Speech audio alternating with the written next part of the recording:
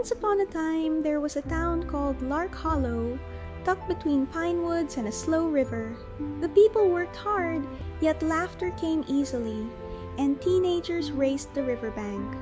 In that town lived Elowen, a baker's daughter with curious eyes and a smile that softened quarrels the way warm bread softened hunger. Meanwhile, in a lonely tower beyond the river lived Lady Vespera, once famous for a shining voice.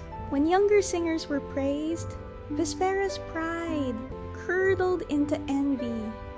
She owned an ancient truth-revealing mirror called the Verity Glass. It did not flatter, it showed the hidden reason a person was cherished. Each dusk Vespera stroked its cold frame and whispered, "Mirror, mirror, tell me true, whose joy belongs to me, not you?" The mirror answered with scenes of Larkhollow's warmth, and always it returned to Elowen's smile. That night, Vespera decided that if the town loved Elowen's brightness, then the brightness must be stolen. She learned a spell that trapped smiles inside polished glass, leaving faces flat and weary. She imagined the town turning toward her again, begging for cheer. The next morning, Elowen delivered rolls to Master Rowan, the old clockmaker who lived at the forest's edge. Rowan noticed a strange chill in the sunlight. He held Elowen's wrist gently. "Kind child," he warned, "never accept a gift that asks for a smile in return, and never open a door to a stranger who knows too much." Elowen nodded, but kindness made the warning feel unnecessary. Gifts, Elowen believed, were meant to be welcomed. Before long, the town grew quieter.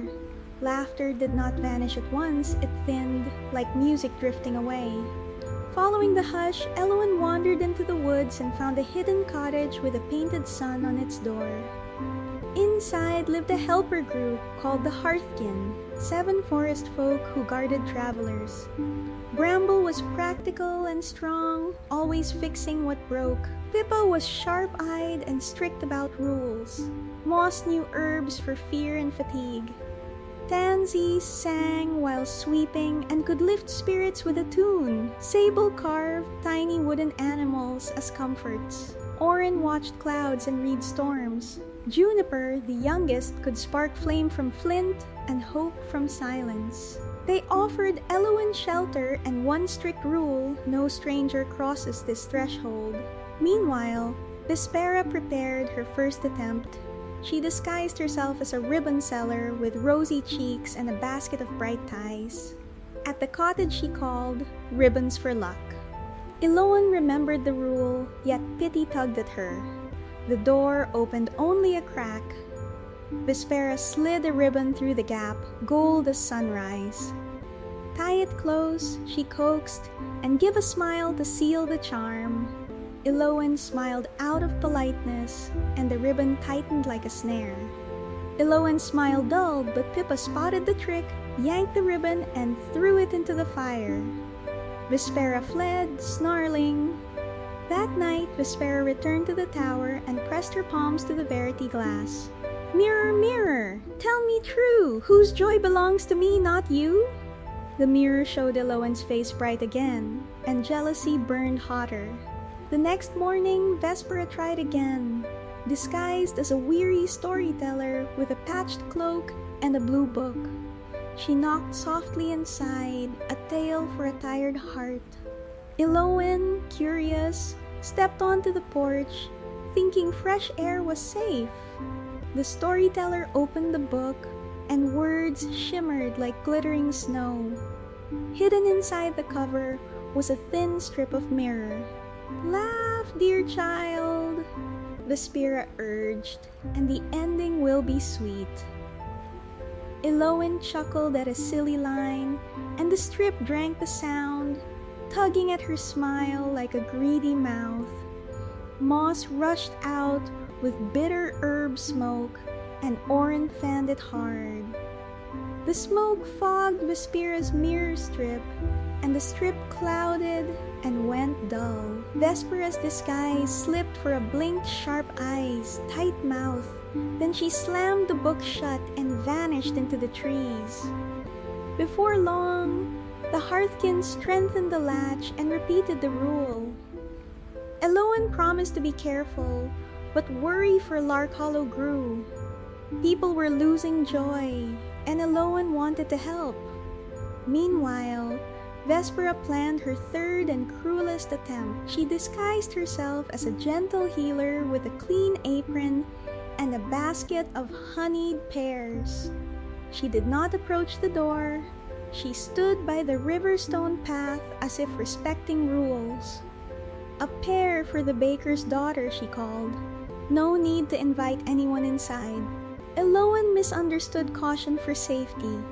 She stepped outside, took the brightest pear, and thanked the healer. Vespera leaned close and murmured, "A bite, a breath, a smile, then the town will finally see you fade." Elowen bit. Sweetness turned to ice. Her eyelids grew heavy, and she sank to the ground as if winter had settled inside her bones. That night, the Hearthkin carried Elowen to the hearth. Tansy's songs trembled. Sable placed carved animals in Elowen's hands, but the fingers stayed slack. Larkhollow's silence thickened. Even the river seemed to hush. The next morning, Master Rowan arrived, summoned by Bramble's urgent run. Rowan studied Elowen's face and the tiny glitter at the corner of her mouth. "A smile has been trapped," he said. "The spell's knot is tied to a shard of mirror hidden in the healer's basket. Break the shard, and the stolen joy can return." Pippa found the shard wrapped in cloth, thin as ice, too sharp to grasp. Before long, Juniper, wiping tears, stumbled over the hearth rug. A flint stone slipped from Juniper's pocket and clicked against the shard on the table. The small accident knocked the shard into the edge of the fire. Heat bit it, it cracked with a clear snap. At that sound, Elowen coughed once, as if shaking off winter. Color flowed back to her cheeks. Her eyes opened, and her smile returned like sunrise after long night. The cottage filled with relieved laughter. Meanwhile, in the tower, Vespera watched her stolen collection flicker inside the verity glass. Furious, she cried, "Mirror, mirror, tell me true, whose joy belongs to me, not you?" This time the mirror showed Vespera's own face, narrowed and lonely, and revealed the truth she hated. Joy could not be owned, only shared. In rage, she struck the mirror. The verity glass shattered, and its magic curled back on its keeper. The shards swirled into a cage of reflections that held Vespera fast, forcing her to face every empty smile she had caused. That night, Rowan and the mayor sealed the tower door with a clockwork lock. It would open only when Vespera spoke kindness without wanting payment. The town did not harm her, it simply left her with the lesson she had refused. The next morning, laughter returned to Larkhollow in small ripples, one giggle, then another, until it rolled through the streets like spring water. A festival rose in the square. Elowen baked sunbuns, and the Hearthkin arrived wearing pine garlands. Teenagers danced, elders clapped, and the river sounded brighter. Before long, Larkhollow remembered what the mirror had tried to steal. Smiles were not prizes to hoard, and love was not a rope to pull. The moral was simple: whoever tries to steal joy will be trapped by emptiness, but whoever shares joy will find it returns again and again.